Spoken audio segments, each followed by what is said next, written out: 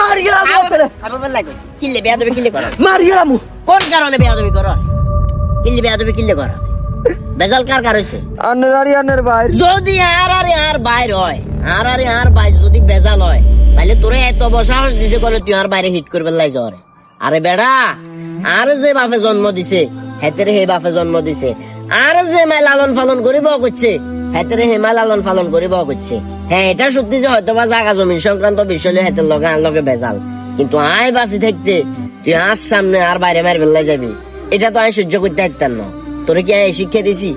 আয় তো তোরে শিক্ষা দিন তোরা হওয়া লেখা করাইছি মানুষের মতো মানুষ করবে সর্বোচ্চ চেষ্টা করছি অনকরিয়ের কিন্তু তুই তোর রক্তরে মার বেলাই জ্বরে কত নিমো খারাম চিন্তা কর একটা জিনিস ঠান্ডা মাথায় ভাবি রাখ আজ যে যদি আয় বিপদে হই ব্যাগের ফার্স্টে তোর চাচা লাড়ি চুয়ালো আর বিপদে আগায় আইব আর যদি কেউ কেউ ফুলের সিমট দে ব্যাগের ফার্স্টে হেতে আগায় আইব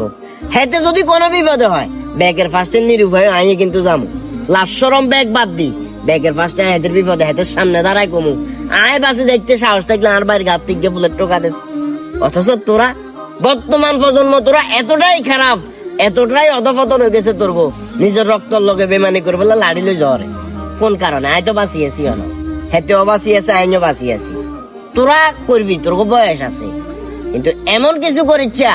যেটার কারণে রক্ত সম্পর্ক লগে বেমানি হয়ে যায় হেতের লগে আর 1000 বেজাল থাকতে পারে হেতে আর ভাই হেতে আর মারবো হেতের মারবো কাইলে ভাই না আবার দুনো উত্তরে যাম তোরা কোন কারণে হেতের লজ্ঞা ফট করে কারো ফুটি যেতে চায় তুইও ফট করে টকে হেতের কারো ফুটি দিতে এগুলা কোন ধরনের বেয়া দেবে